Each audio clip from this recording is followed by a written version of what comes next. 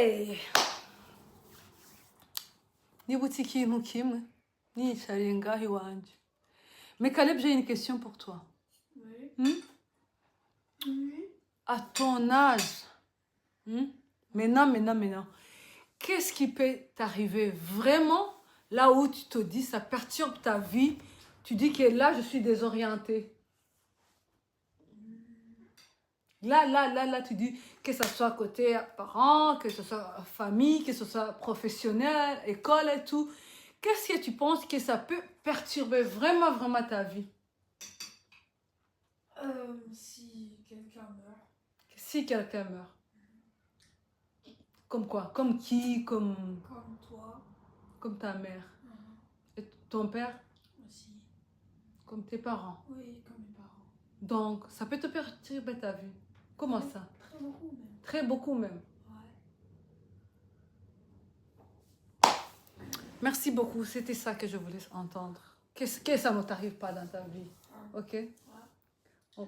Que Dieu écoute nos prières, que ça n'arrive pas, que l'un de tes parents parte alors que tu en as besoin. Reka mbaze mwabavyeyi, les papas, les mamans. D'abord, ujya ari ibintu je natahura. C'est toujours maman.4. Nama nababwiye ibintu natahura, ibintu nashobora kumva, ibintu bitanumva. Ni gute umuntu ashobora gupriva.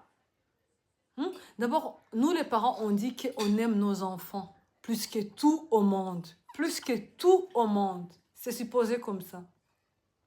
Quand c'est ainsi, un vrai parent, un parent aime son enfant plus que tout au monde. Mais, hariho inyifato murambona. Kandi birambabaza, hari inyifato y'abavyeyi murambona bikambabaza.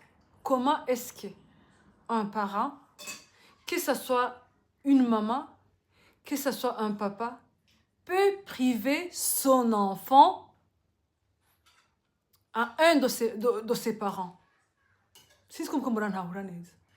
Comment est-ce que moi, une maman, à cause d'une raison ou une autre raison, je ne sais pas quoi, je peux priver mon enfant ou mon akunda? Soi-disant que j'aime mes enfants plus qu'au monde. Non, je peux même mourir pour. Et ikintu cyoza kwica umwana wanje comera kuri jewe. Mugabo, je ose lui priver ikintu akunda. Je ose à cause ya iki raison iyi canke yindi ukabuza umwana wawe kubonana n'umuvyeyi wiwe. Tu empêches ton enfant voir son père, tu empêches ton enfant voir sa mère. Alors que ton enfant aime sa mère, aime son père. Ni gute uri umuvyeyi ukunda umwana wawe. Tu disparais, umwana wawe ntakubone. Tu disparais comme ça, tu es vivant, tu es quelque part, mais tu disparais comme ça. Umwana wawe agafana gahinda. Umwana wawe, ton enfant vit comme un orphelin ou une orpheline alors que tu es vivant. Pourquoi? Toujours il y a des raisons que je ne vais même pas entendre, que je ne vais même pas écouter. Si un enfant est vivant, si un enfant veut voir son père ou sa mère, wewe urinde. Kugira ngo ubuze umwana wawe. Toi, tu es qui pour empêcher le bonheur de ton enfant? Ivyo bintu biranyica bikankuraho. Ikindi kintu kinyica. Comment est-ce que wewe uri umupapa cyangwa uri umumama, tu vis avec quelqu'un et puis tu obliges ton enfant guhamagara uyo muntu, appelle-lui papa, appelle la maman. Impossible. Nyina w'umuntu, umuvyeyi w'umuntu, numwe kwisi, nuwamushize kwisi. Ni papa ni mama yamuvyaye. Hariyo n'abavyeyi vraiment barera abana batavyaye kandi ugasanga murera nk'uko umenga ni wiwe. Umuntu yafashe umwana akamurera akiri muto gushika kure, uyo n'umuvyeyi wiwe. Mais les parents qui disparaissent alors que vous êtes vivant, pour une raison ou une autre, tu disparais, umwana akakubura. Ukabura ahantu et tu attends que umwana ngo azokura. Umwana azokura atigeze kubona ari umwana akiri muto. Akiri ifise umwaka umwe, imyaka ibiri, imyaka itatu, imyaka ine. Ukamurindira ngo azokuza imyaka 18 kugira ngo uzomusigurire la raison yatumye utamubona. Ntimubona ko ivyo bintu biteye isoni. Ni gute wowe ubana n'umuntu, tu obliges quelqu'un, umwana, kwisumeta ku muntu atari mama we atari papa wiwe. Ni gute wewe urera umuntu, umwana, ukamutandukanya n'abavyeyi biwe.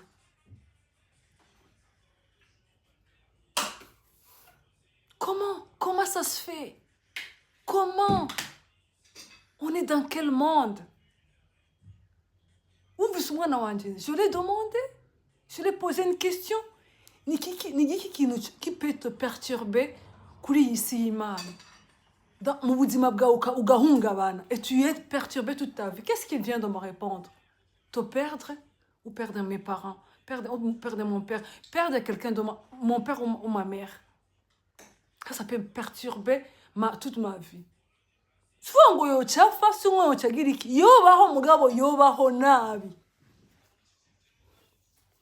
Uyu mwana arabaho mugabo abaho nabi. Abavyeyi nitwe turiga kwihagararako.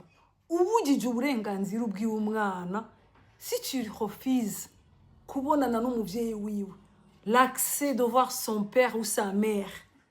Uyu mwana arakura mga azokura nabi. Souvent amaranga mutima iwe urayishe, c'est fini. Wewe wa muvyeyi uri kuri nyegeza udashaka umwana wawe ko kubona, uri kurica amaranga mutima yawe.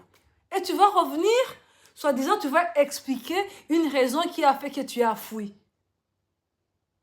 Et puis tout le monde on est dans des églises, tout le monde on est croyant, mais byarakunaniye kubabarira, impossible pour toi de pardonner. Kugira ngo ushobore guha accès umwana wawe kubaho neza yisanzuye. Ivyo bintu je ndavyibutse nari ryamye ngiye mvyuka. J'étais assez de m'allonger là, je pense à ces enfants. Et chose grave, quand les enfants ils grandissent, tu empêches de voir ses parents, il va chercher son père, il va chercher sa mère, il va chercher la raison pour laquelle elle n'a pas ou il n'a pas eu l'accès à ses parents, à sa mère ou à son père.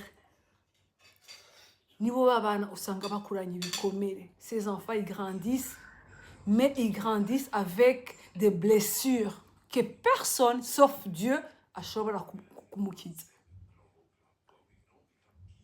None mumva turiko tuja jengira nsabe abavyeyi, je vous en ndabasavye. Je murambuna abantu benshi, elle parle, oh elle parle une raison ou une autre. Tu n'as pas une raison yobuza umuvyeyi cyangwa umwana kubona umuvyeyi wiwe, sauf umuvyeyi atabishaka. Sauf umuvyeyi atabishaka, vraiment atabishaka cyane, je sais pas, mais laisse d'abord, essaye, laisse. Ibintu by'abavyeyi twibandika mu mitwe, nzomukomesha, sinzomwereka abana, sinzogira iki. Ivyo ni nama idées mortes, sont des idées mortes. Ibintu vya kera, ibintu by'abavyeyi ba kera. Wowe uracari jeune, ufise abana, ufise amahirwe, Imana yaraguhaye abana, uri kurabarira, uri mu bihugu byiza, uri ngacha muri muri Afrika, no muri Afrika vraiment ngo navyo ngo biragwiriye. Mugana nashaka nsaba abavyeyi vraiment twigarure.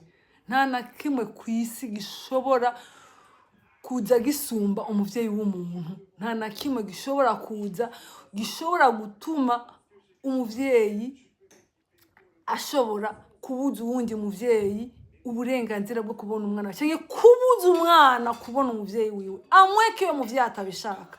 Ivyo nana kimwe wobikorako. Mugabo arahari fumushiramo des mesures, mais umwana abone umuvyeyi wiwe uko ari kose, uko ameze kose, ahari hose. Il y a même des parents bahungisha abana base. Ça c'est pas bien.